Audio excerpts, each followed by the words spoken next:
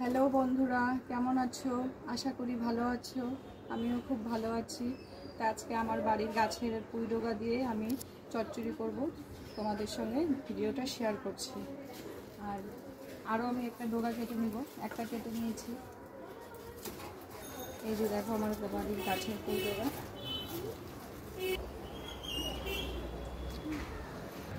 এগুলো আমি কেটে নিচ্ছি এখন।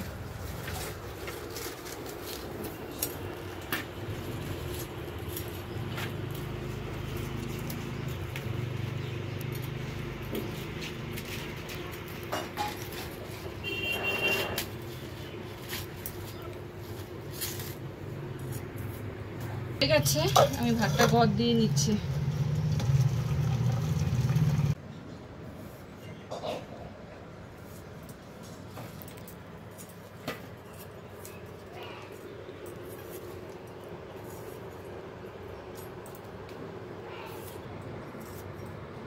বন্ধুরা, আমার পুঁই ডোগাটা কাটা হয়ে গেছে।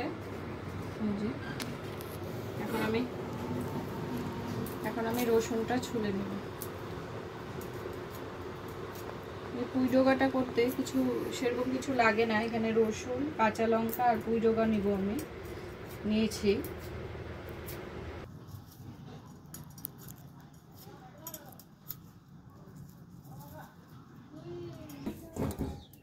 আমি শাকটা ধুয়ে নিব এখন।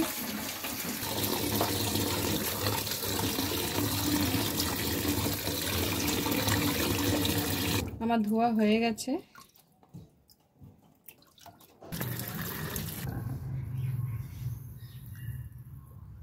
এখানে আমি সরষাটা দিয়ে দিলাম, আর এখানে আমি কাঁচা লঙ্কা দিলাম, আর কিছুটা রসুন এখানে আমি বেটে নেব।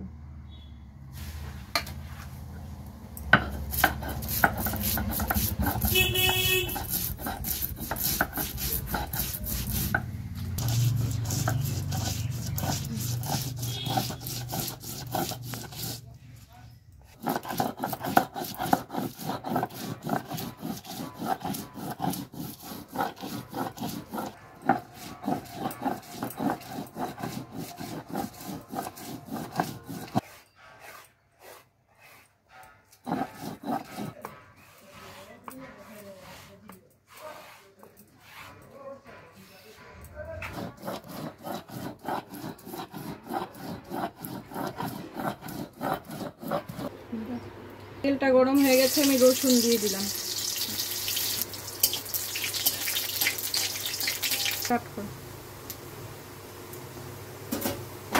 আমার রসুনটা ভাজা হয়ে গেছে, এখন আমি পুঁই ডোগাটা দিয়ে দিব।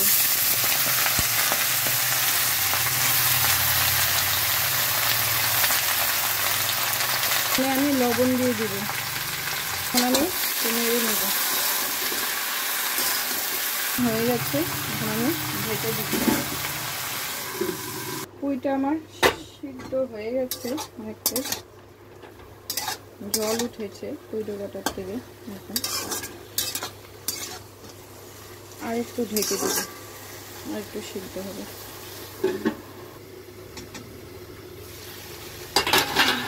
এখন জলটা শুকিয়ে যাচ্ছে। এখন আমি এই মশলাটা এখানে দিয়ে দিব। সরষা, লঙ্কা, রসুন বাটা। এখানে দিব হলুদ।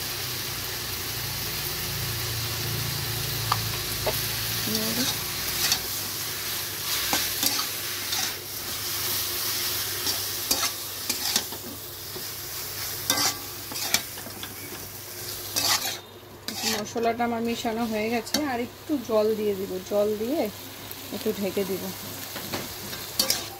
একটু জল দিয়ে না বাচ্চা দিয়ে দিচ্ছি। এখন আমি ঢেকে দিব। ঢাকনাটা তুলে দিলাম। সরষা দিয়ে বেশিক্ষণ জাল দিতে হয় না, তা আমি একটু কাঁচা তেল দিয়ে দিব। এখানে কাঁচা তেল দিয়ে একটু নেড়ে চেড়ে। পুঁই ডোগাটা আমার হয়ে গেছে, এখন আমি নামিয়ে নেব। আমি এখন নামিয়ে নেব।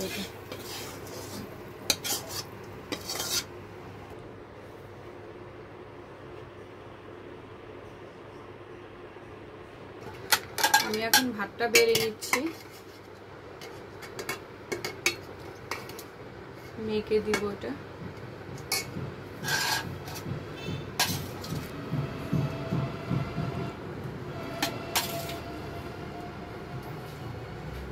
আমারটা বেড়ে নিচ্ছি।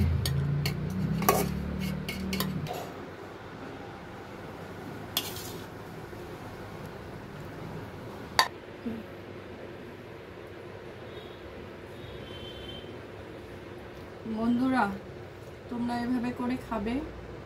পনির ডোকা চচ্চড়ি সরষা বাটা রসুন লঙ্কা দিয়ে ভালো লাগবে।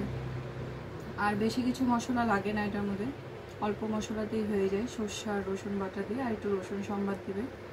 তা আমার ভিডিওটা ভালো লাগলে লাইক কমেন্ট শেয়ার করে দিও।